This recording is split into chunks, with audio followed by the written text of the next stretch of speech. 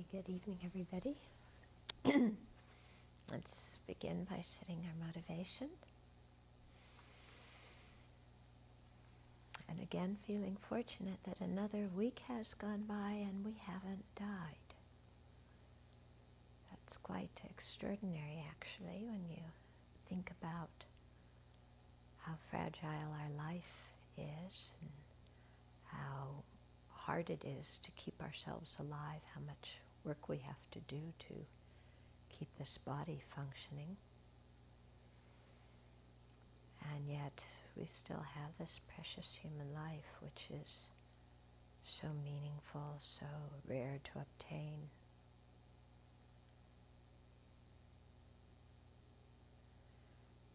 And so it's important to use it wisely, because at the time of our death, we can't rerun the life and live it over again. So we have to do the best we can at each moment. And even if we act negatively, or even if we make bad decisions, then we have to purify them and learn from them and make them somehow a condition into our progressing along the path. So instead of getting hung up in guilt or shame or regret, purify, learn, set a determination for the future and go on. And the best way to go on is with a thought wishing to benefit all living beings, seeing them as exactly like us and wanting to help them in the same way that we help ourselves. So the best way to help others is not simply by giving them the things they need in this life, but by helping them be free of all lives in cyclic existence altogether. And to do that most efficaciously, we need to free ourselves first and attain full enlightenment. And so it's with that long-term goal in mind that we listen to the teachings this evening.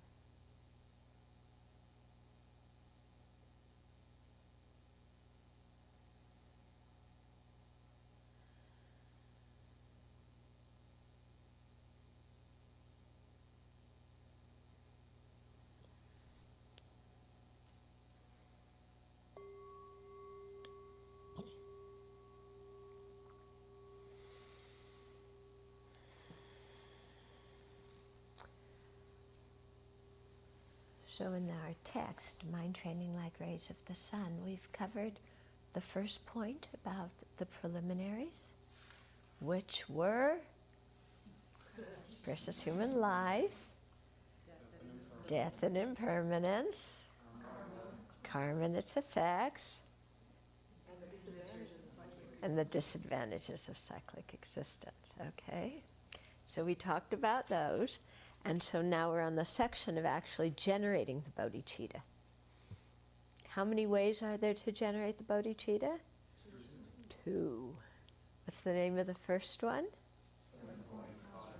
Okay, this is the 7-point instruction of cause and effect. Yeah. And what's the preliminary to that one? Equanimity. And what are the 7? Seeing all beings as our parents, or as our mother, remembering their kindness, wanting to repay it, heartwarming love, compassion, the great resolve, and bodhicitta. And which ones? It's 7 points of cause and effect. How many are causes? 6. And what's the effect? Bodhicitta. Okay, good. We're getting there. So have you thought about the kindness of your parents? Have you thought about all sentient beings as having been your parents. Okay, that one's very important, because if you just think about the kindness of your parents, you're going to get attached to your parents. Yeah? So we don't need to meditate to create more attachment. Yeah. So that's why it's very important to do this equanimity meditation, so that we really, open the mind. And remember that sentient beings are not who they appear to be. Yeah. See, this is where we get so stuck, because the appearance of this life is so strong, and we think that who somebody is who they appear to be in this lifetime.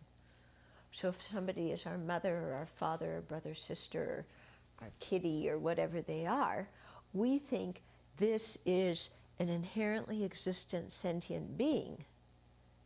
This is them. This is who they are, and that there's some kind of essence from the side of the person that makes them that relationship to us. Okay? But there's nothing from the side of the person that makes them that relationship to us. Yeah. Because when you think about it, last lifetime, was the person who's our mother this lifetime our mother last lifetime? Highly unlikely, like nearly impossible. Okay? And the person who's our mother this lifetime could have been an enemy in a previous lifetime, could have been the garbage collector, could have been the president, could have been our pet goldfish. We don't know. Yeah? All these things are completely changing all the time. So the relationship we have with somebody in this life, it's just a temporary relationship of this life. There's nothing in that person that makes them that relationship to us. Now you might say, but we have the same blood, we have the same genes. Well, what are genes? Yeah, they're arrangements of chemicals. Okay? This gong is an arrangement of chemicals.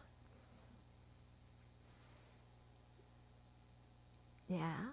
Is there any inherent affiliation between me and this gong? And it could be if you recycled some of there's probably not enough organic material in the gong, but, in some poo. You recycle some poo. Becomes food, somebody eats it, it becomes the body of the person you love. Recycled poo. It becomes the genes that you feel are so inherently linking you to that person. Yeah? I mean, genes are just a bunch of chemicals. My goodness. Yeah? So what's such a big deal? We have the similar genes as somebody else. If we both eat broccoli, do you feel so close to the other person who eats broccoli because you have the same thing inside your body that they have inside their body? You both have broccoli?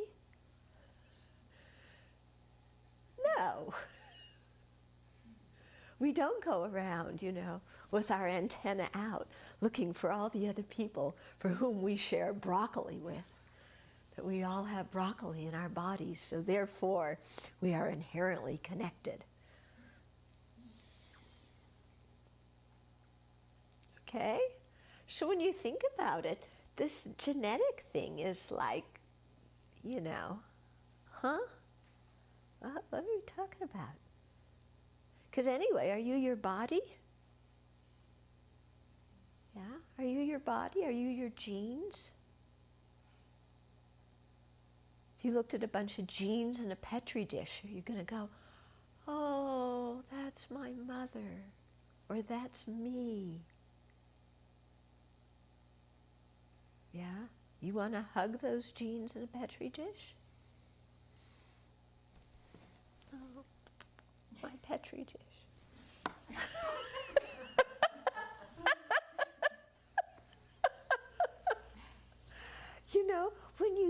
when you really look at what our attachment is based on and how we create attachment, it's really nutty. It's really nutty. And look at how many wars are fought based on feeling close to certain people because you have similar genes, and distant from other people because your genes aren't so similar. But when you really think about it, everybody's genes are made of, oxygen and hydrogen and carbon and nitrogen and whatever else. So actually they're all pretty similar. But look at how many wars and how many ethnic conflicts there are on this planet because of genes. Yeah, and because feeling that because we have the same genes, therefore I should cherish this one more than that one, and this one is my friend, and that one's my enemy. It's horrible, isn't it? And how many people get murdered and killed just because of difference in genes? Yeah, it's so sad. Yeah. So this thing of taking the appearance of a person in this life and feeling that that's who they are, and that there's something in them, in their body and in your body, that makes you especially close to them, that's made up by the mind. Okay, it's made up by the mind. And so we make, for rearing children, it's a good thing to make up by the mind, because then parents take care of the babies. But it's, beyond that, it's really, it can be such a divisive thing. Such a divisive thing. Yeah. And anyway, like I said, we take the appearance of the person this life and think that's who they are and that's what our relationship is. And then they die, and then they get reborn, and then they're in a different body. And then what? Yeah? Then what? Yeah, because they just had the thing where they arrested the International Court. They didn't arrest, but they want to charge the president of Sudan with, they didn't come to the conclusion of genocide, but with war crimes and this kind of stuff. Okay, so I believe he's Arab, and then the people in Darfur are a different ethnic group. And even the people in Darfur, there's a bunch of different ethnic groups. Okay, so everybody's hanging on to their own ethnic identity. You feel, oh, my group, these are my friends, So this guy who's the president, who clearly has, some bias with these other ethnic groups. Yeah. Let's say he dies and he gets born as a child in one of these other ethnic groups. Then what?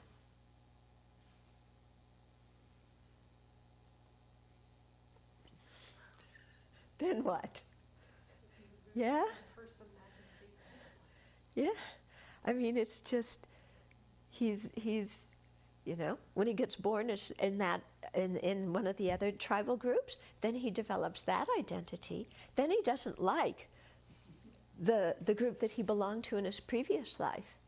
And maybe he even hears stories about what that former president did to the people of his tribal group. And then he really dislikes that person who he used to be in his previous life. Yeah? And then all the people that he didn't like this life, next life he's born with them and they're his best friends. And he treats them favorably and has bias against the other ones. Crazy. Crazy, isn't it? Yeah. So this is what samsara is about. And you can see how it's all just made up by mind. Completely made up by mind. Yeah. But then we don't realize we make it up, and we think it's real, and we think it's there from the side of the object.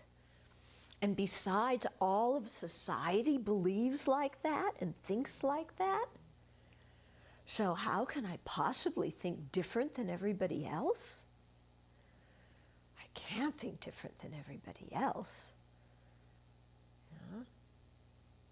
So we just buy into the current social conventions. That's how the Nazis got so popular. You know, you just buy into what's happening. That's how Stalin got so popular, you know, or Mao, or Bush. Oh, I shouldn't say things like that, you know? But we just buy into what's going on at the time and don't think for ourselves, you know? But then even all these people that I'm mentioning, you know, they too, they're going to die and come back in different lives, and we're going to have totally different relationships with them, you know? Person who was Mao maybe comes back as your child who you love tremendously. Yeah? So we don't know. All these things are changing all the time. So grasping onto some permanent relationship or permanent identity doesn't make much sense. It's like Kathleen was saying the other day, you know, how you realize that you just had the feeling that somewhere in your body there was a little room with you sitting inside.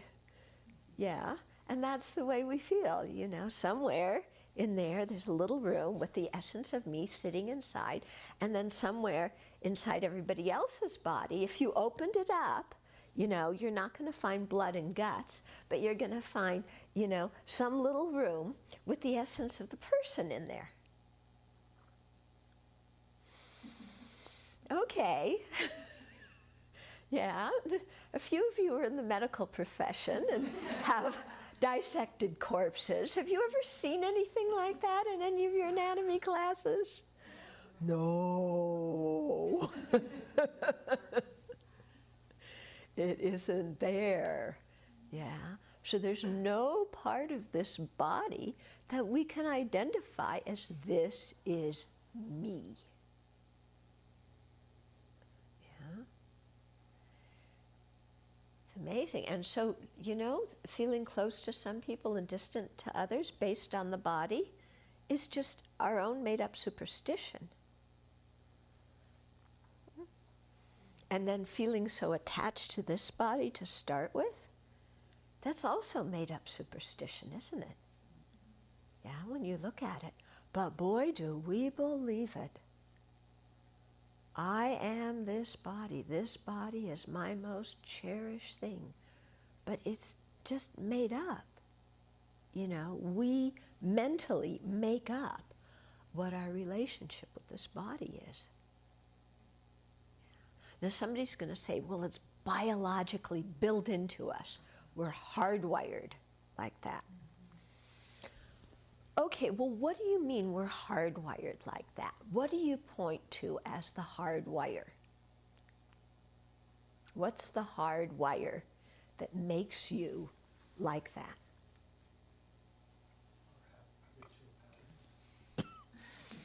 Habitual patterns, what are those? That's not scientific.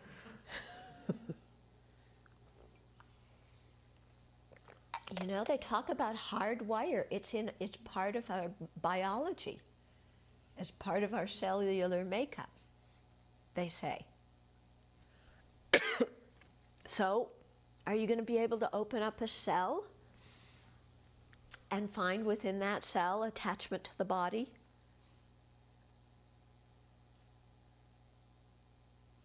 You're going to be able to find the chemicals that are attachment to the body? Wouldn't that be nice if we could? Then we could just get rid of those chemicals, have no attachment to the body. But then the people say, oh, but you have to have attachment to the body. Otherwise, you won't want to stay alive. But the attachment to the body is so painful when your body's failing and you can't stay alive. Isn't it? Yeah. What about if we wanted to stay alive to benefit others, but not out of attachment to the body? That'd be something. You know. So when they say it's hardwired, well, what do you point to me? Point to me, show me that thought of I am my body, or, you know, this is me, I've got to protect it at all costs. very hard to show, isn't it? You know, in that paradigm, yeah, that only values kind of material. Okay? So when we start to really examine how we think and what common assumptions are, we see that so much is just made up by the mind. Totally fabricated by the mind. And then we believe it. Then we fight each other over it. Then we make ourselves unhappy over it. Yeah, it's really quite amazing when we start to look at it. Really, really amazing. And so sad. Mm-hmm.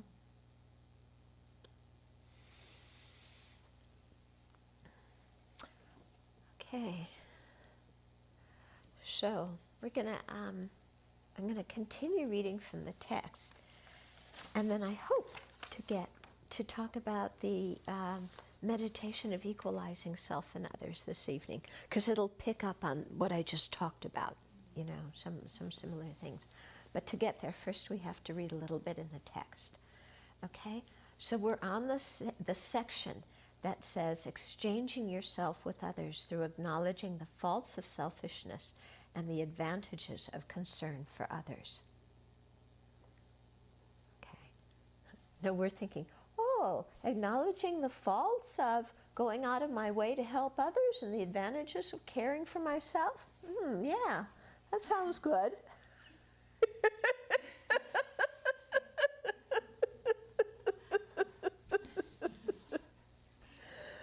Okay, so Namkhai Pel says, the great pioneers, this is referring to Nagarjuna and Asanga, have explained that in general, cultivating the awakening mind involves the twofold activity of being concerned with the welfare of others and being concerned with enlightenment. Okay, remember that? 'Cause those are those two aspirations that go along with bodhicitta. With regard to the first, we should see those sentient beings who are the object of our concern as being equally pleasing and agreeable. The way to achieve this includes being led through the method of 7 causes and 1 result. So we've already covered that.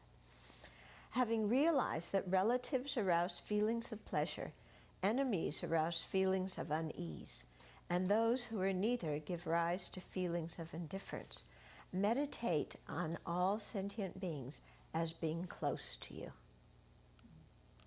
Okay?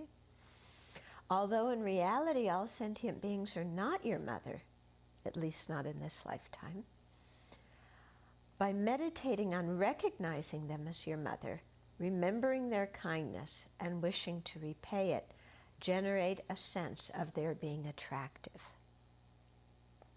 Okay? So remember that, what was it? The 3 initial points were the basis for generating the aspiration to benefit others. So that's that. Okay? And then love and compassion were the attitudes wishing to benefit. And the 2 great resolves are the thoughts deciding to benefit, and the bodhicitta is the actual way to do it. Okay. According to the training that follows the exalted Shantideva's tradition, once we have grasped the many disadvantages of a self-centered attitude, we will be inclined to give it up, and realizing the many benefits of appreciating others, we will generate a sense of sentient beings who are the object of our concern as being attractive, pleasing, and dear to us.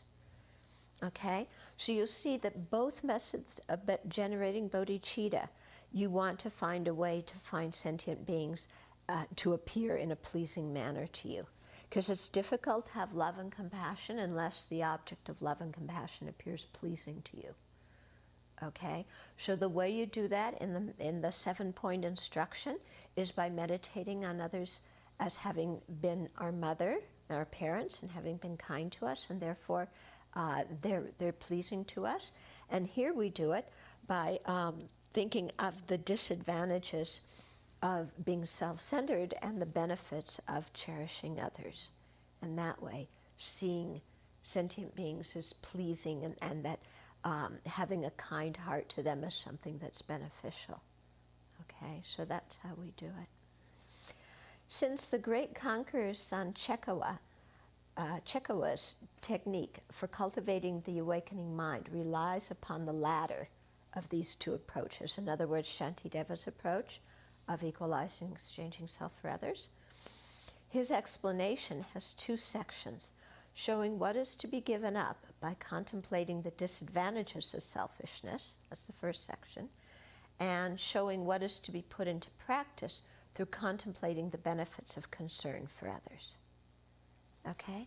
So here we jump right into seeing the disadvantages of self-centeredness and the benefit of cherishing others. But actually, there's some things that come before that I want to cover. And one of these things is the meditation of equalizing self and others. And so I learned this meditation as having 9 points.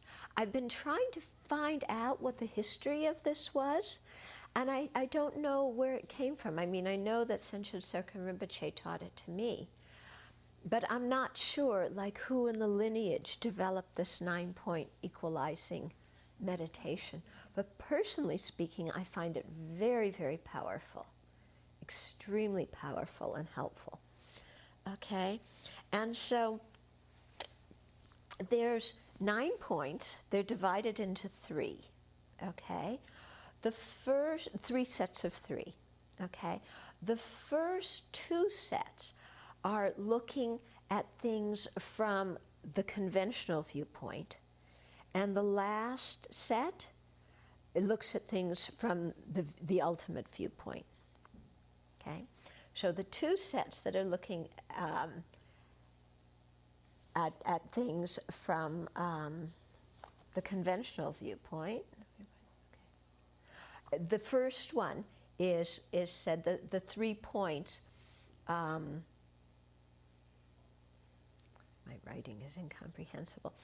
Conventionally looking at it with 3 points according to the viewpoint of others, and then the second set is looking at it conventionally according to the viewpoint of oneself. And then the third set is the reasoning that's based on the ultimate truth, looking at it from the ultimate viewpoint. Okay? So let's look at it. The first one, like a conventional viewpoint, but it's based on the viewpoint of others. In other words, who others are. Okay? So we have 3 points within this. The first one is everybody wants happiness and nobody wants suffering. The second one is an example of beggars, and that if you have 10 beggars, they all want happiness, so discriminating amongst them is unfair. And then the third point is the example of 10 patients in a hospital who all want to be free of suffering, and so discriminating against them is unfair. So let's go back to the first of these points, okay? So the first one is, and now we're looking at it, you see, from the viewpoint of others, who these other sentient beings are. The first point is that everybody wants happiness and nobody wants suffering. Yeah? And this is kind of bottom line. You know, it's like we all know this at some point, at least intellectually, but when it comes down to living our life like that, we really have short-term memory loss. Yeah? It's like, you know, when somebody does something we don't like, we forget they're trying to be happy and be free of suffering. That goes totally out the window. We never think of them as a sentient being who's just trying to be happy and find a way to not suffer. You know, it's so difficult to see them like that. Instead, we see them as manipulative, as psychotic, as pulling one over on us, as deceptive, as cheating, as lying, as, you know, flirting, as flattering, as, you know, all sorts of other things.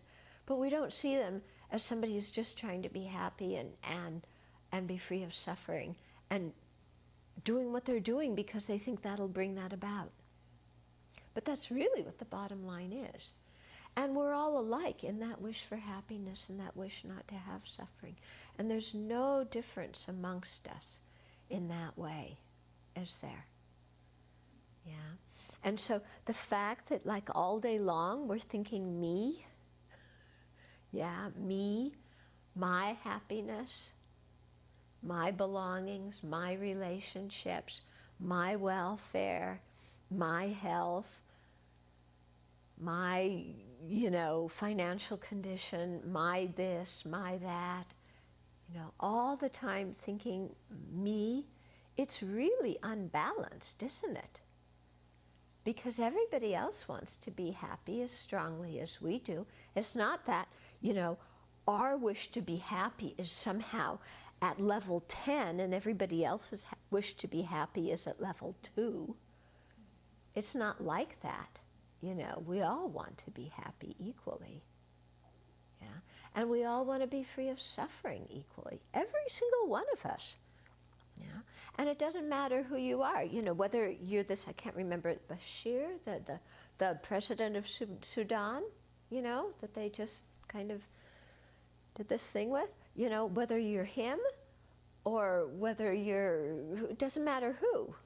Yeah. Even you're an animal or an insect or a hell being or a hungry ghost or a deva, it doesn't matter who you are, you just want to be happy and not have suffering. Yeah. So one really amazing thing is to watch the news, and everybody that comes on there, you see good people, you see what we call good people, you see what we call bad people, but instead of putting those names on them, you think a sentient being who wants to be happy and not suffer. Yeah. It's an excellent meditation. When you're out in public, I do this a lot at airports. Yeah, just looking around. Yeah, this person who fills up a seat and a half, and I get the other half of my seat. They're just trying to be happy and be free of suffering. That's it. Yeah. This kid that's crying is trying to be happy and be free of suffering. The parent that's yelling at the kid is trying to be happy and be free of suffering. Yeah, the bug in my room, the spider in my room. Yeah, trying to be happy and be free of suffering. Yeah, all these turkeys out there. Did you know that turkeys like chocolate cake?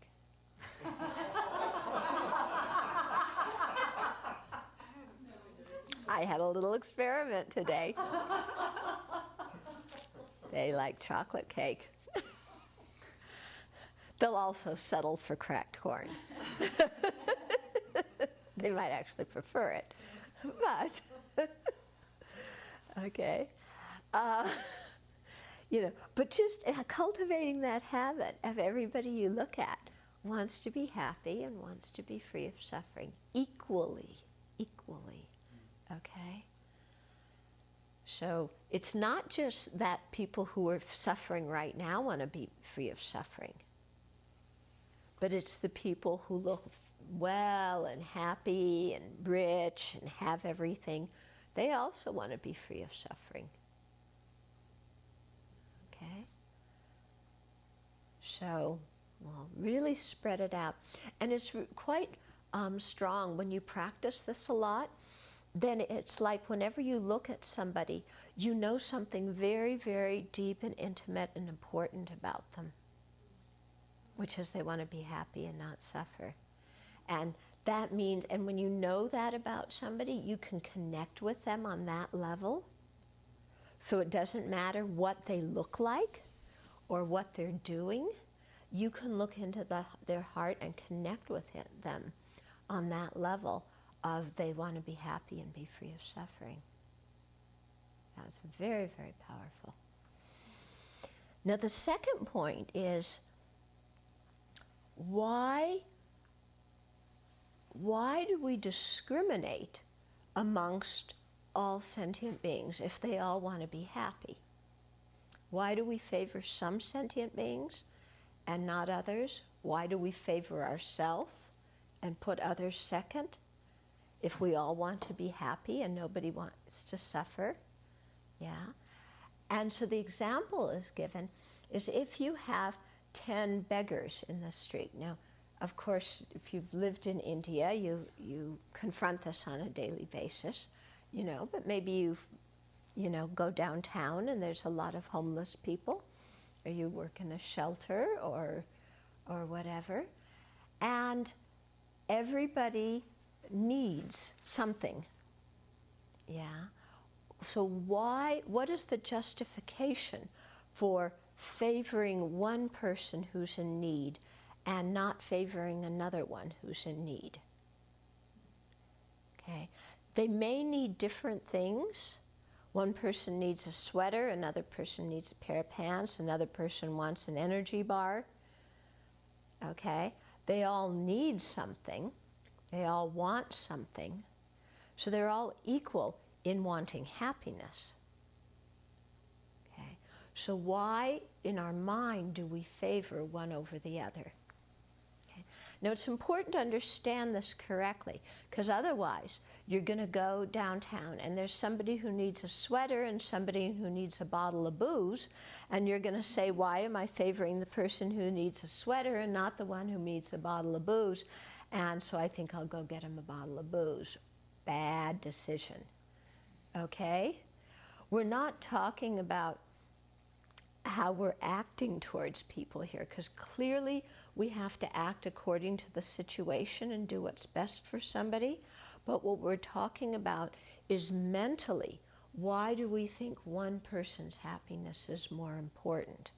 And why do we favor one over the other? Okay, even though there's different things that bring them happiness. Okay? And then the third point is when we look at different beings who are suffering, again, why do we favor some over others? Why do we think, for example, that our relative's suffering is more painful than the suffering of our enemy, or that our own suffering is more painful than our relative's suffering? Why? And the example here is you have 10 patients in a hospital and they all are suffering from different diseases, but they all need medicine. So why help one and ignore the other? So here we're talking about on a mental level, why favor one and ignore the other when everybody needs medicine, even though they need different medicine? And what is medicine for one person is going to make another person sicker. Okay, so what we're trying to do here is smooth out the playing ground. So we're not just smoothing it out between friends, enemies, and strangers, but also between ourselves and others. Yeah. So when this thought comes of me, my happiness, what I want, what's convenient for me, to be able to say, well, wait a minute, other people want what's convenient for them. And other people want what makes them happy. And it's not that my wish is any more important than theirs. And it's not that, the people who are near and dear to me are more important in the big picture than the people who aren't. Because anyway, we all change. Okay? So you will act differently according to different people. But on a mental level, the mind has the same kind of openness and feeling of closeness and receptivity to others. And sometimes that's the thing, actually, that more than anything else can really make somebody feel good.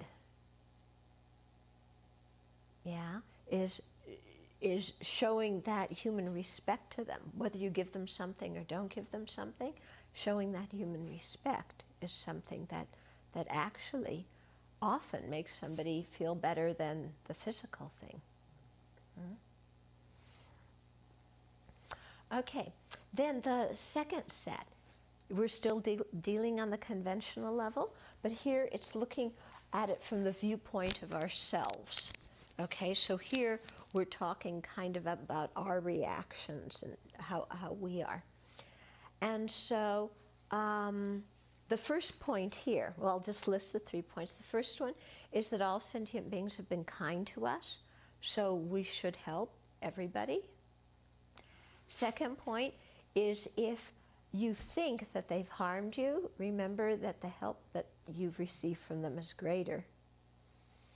And third point is that since we're going to die, there's no sense in holding grudges or discriminations. Okay? So whether people feed you or don't feed you,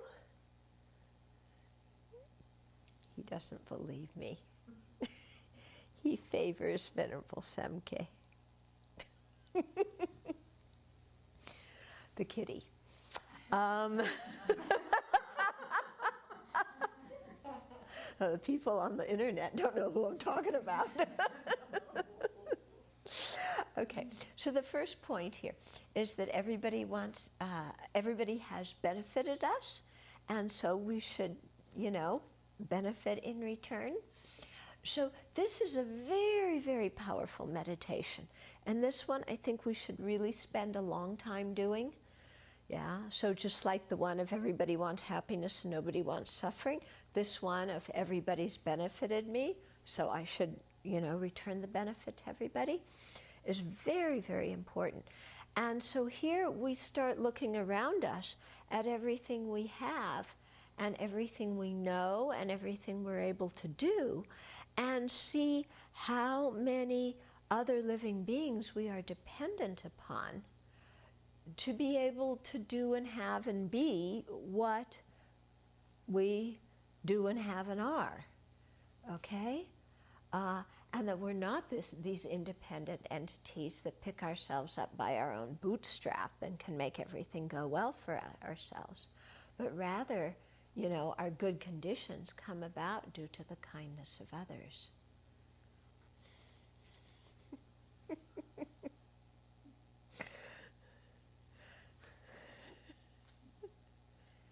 Yes. So, if we had more cameras, we'd show you the kitty. But to really think about that and just think, okay, we're here now having teachings. How many sentient beings were involved in our having the ability to have these teachings tonight? Well, first of all, we have to look back in each of our own individual lives and how many sentient beings have benefited us. From our parents and our teachers and the farmers who grew the food and the people who packed it and distributed it and cooked it and all that, and the people who taught us to read and write and everything there. Yeah. And then how many people were involved in constructing this building and planning and plumbing and electricity and all those kinds of things, and installing the carpet, and how many people were involved in having the telephone and having the video camera, inventing these things and marketing them and distributing them and selling them and repairing them and so on. How many people, were involved in us having this book? Yeah? And I mean, when you look, it just goes on and on and on and on and on. And, our lives are so intertwined. And I think more so now than at any other time in human history, we are dependent on others. Even though in Western culture we have this big individualistic streak that's kind of come up in the last 100 or 200 years, it's ironic that that's come about with the Industrial Revolution, when the Industrial Revolution has made us more dependent on others, not less dependent. Isn't that strange? That we feel more independent because I can have my own stuff and lock myself in my own room, But actually, all the stuff we have comes from others. We're more dependent on them than ever before. Yeah? And so in that way, really to see the kindness of other living beings. And, you know, the kindness of so many strangers who do all these different jobs in society that keep us alive. Yeah, so really thinking about that. And I remember when Lama Zopa once was teaching about this, and he was talking about being up in Laudo. That's where his previous life meditated. And so some of the Sherpa people who live in the Laudo area would come and see him. And this was, you know, maybe 30 years ago. The people were very, very poor there. I think they're still poor, but they do have cell phones up there now. Yep. But anyway, they didn't have cell phones there at the time. And the people were very poor. And he said that sometimes people would come to him and, you know, because he's a recognized incarnate, they would want to make offerings to him, you know, to create merit. And they would give him like 1 rupee, yeah? And he just felt like their kindness is so much, just in all the different ways that he's benefited from these people's kindness throughout all of his different lifetimes. And he felt like, how can I possibly take 1 rupee from them? They've given me so much and they're so poor. How can I accept 1 rupee? And I remember him talking about this, you know, clearly you can see it made an impression on me, yeah. And so, you know, really that feeling of being interwoven with others, and that we've received so much that instead of wanting to take, wanting to give, yeah.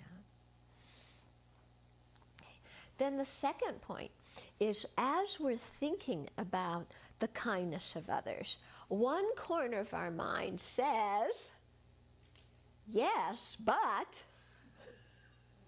famous last words, yes, but they've also harmed me. Okay, they've been kind, but they've also harmed me. And then we pull out our computer file, the one that never gets corrupted, that never gets accidentally erased. The computer file of the list of every single thing anybody's ever done that's hurt my feelings or harmed me.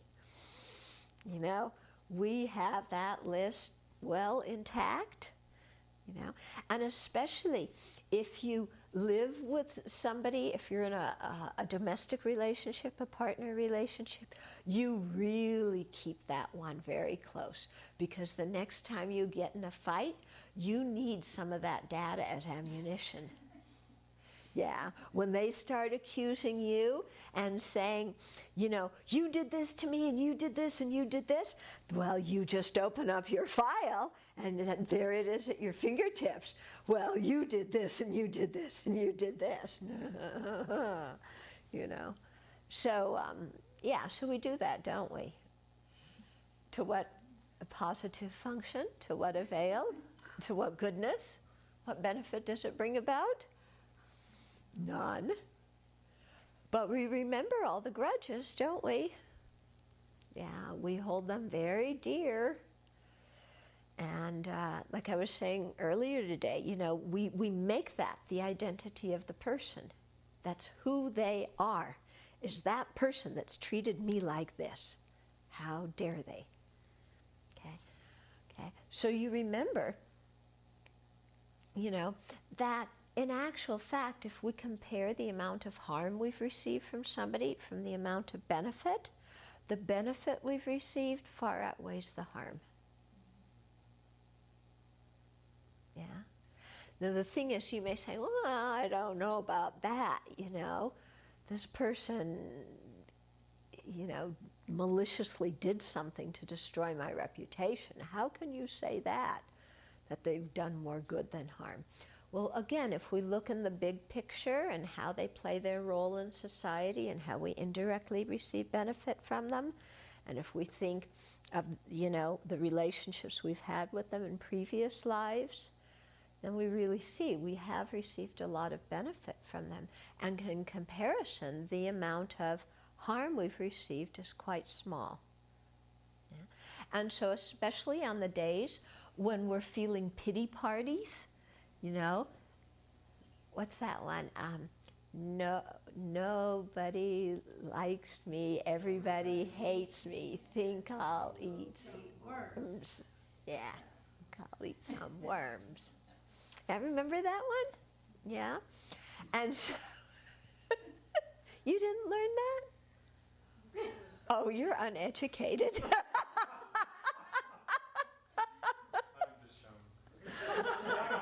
You're what? Younger. Oh, yeah. Did you know that one, Chanfo? Ah. Oh, you've lived here longer than he has.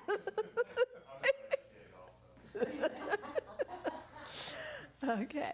So, you know, when we get into those moods of feeling sorry for ourselves, then to remember, actually, we've received much more harm, much more benefit. That's what we're remembering.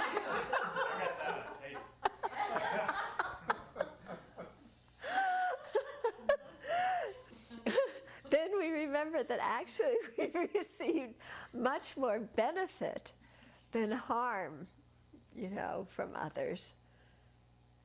Yeah. And when we remember that, then we put our can of worms down and, you know, decide to get on with our life. Okay? Yeah. So it's very helpful. Like that, you know, when we think about karma and when we receive some insult, and then we think it's the result of, you know, my having insulted others, and then we think, which has been more, the number of times I've insulted others or the number of insults I've received?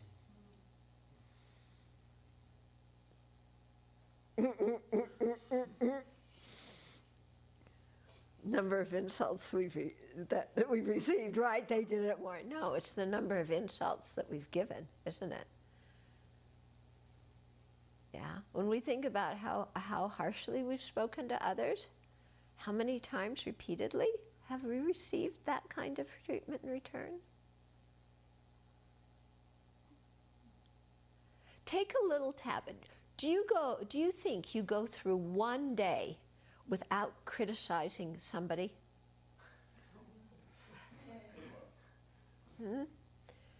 Think about it. Even when we're trying to keep silence and retreat, you know, we wind up saying something. And even if we're not saying it, the mind's saying it, isn't it? But how many bad things do you hear about yourself from other people every day? Well, they've been in silence. We can't read the mind. Yeah. Yeah. Yeah. But if we really look at it, you know, we've dished out much more than we've received. And so the same thing here, you know, others have benefited us much more than they've harmed us. You had a question? Yes, if everybody benefits more than harms them, wouldn't be positive karma be created like that and much more easily than negative karma? Okay, so if sentient beings benefited us more than they harmed us, wouldn't they be creating a lot more positive karma than negative karma? It depends on their mind states when they benefit us, and it depends on the strength of, you know, the motivation, and on when they do positive actions and when they do negative actions. And the thing is here too, and this comes up sometimes, is when we think of others benefiting others, they don't necessarily have to have the intention to benefit us. We're just looking at the benefit we receive. So others may benefit us without having the intention to, so they may not create so much good karma because of the lack of the motivation, but in terms of our having received kindness, we've received a lot. Okay? And then the third point in this is that, so if you're still hanging on to some anger after all of this, after, you know, that thinking of their kindness, and the mind goes, yes, but, and then thinking that they've helped you more than they've harmed you, and your mind still goes, yes, but, okay? Then you think, I'm going to die, and they're going to die. And of what benefit is holding a grudge in this life if we're both going to die? Yeah? And again, I find that very, very powerful, you know? Because when you think about it, do you want to die with anger and grudge and vengeance on your mind against some other sentient being? Is that the way you want to leave this life? If we don't want to leave this life then, when we die, why are we cultivating that now? Yeah? Somebody harmed us? So what? We don't need to build a big identity over it and treasure that identity of I'm the victim of somebody else's harm. Because what good does it do us to make ourselves into a victim? Yeah? Because we think victim is what somebody else makes us. We make ourselves into a victim by how we think. Yeah? We make ourselves into the victim by how we think. So if we stop making ourselves into a victim and stop holding grudges, our mind is so much freer and so much happier right now. And then we can do so much more with our lives. Whereas if we hold on this grudge, you know, as if it's some precious jewel that we can't lose, then, I mean, that just tortures us, doesn't it? Yeah? And that's why I want to say, I always say, if you want to make yourself miserable, hold a grudge. It's the best way to make yourself miserable. Yeah? Because it is.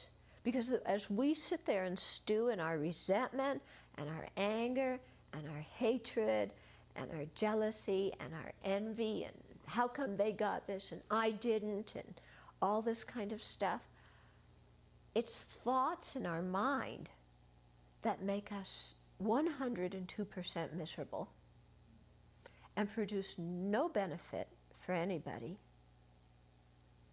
And in addition, all these sentient beings have been kind to us. And we're going to die. And do we want to die with this kind of grudge? I had a woman come to me one time for counseling. She was in her 70s. And she told me this whole story, which I won't tell you, about what her husband did and how it affected her and everything. But her conclusion was, I don't want to die with that hate in my mind, and I don't want to die with my hate. I don't want him to die with my hatred on him. Yeah, and she said, help me get rid of this. So we talked. But I thought that was such a beautiful thing from her own mind of just seeing, you know, I don't want to die with this. Yeah, and if you don't want to die with it, why live with it? Yeah, why live with something that is making you miserable? And I'm talking internally in our own minds. Why live with those thoughts that make us miserable when we have the option of letting them go? Yeah? Okay. So I only got through 6 of the points. We'll have to save the other 3 for next week. But I find these points very, very rich for meditation. Very, very rich. And very rich for making examples from our own life and really reflecting on these examples in our own life. And if we do, it definitely changes our outlook. Quite definitely.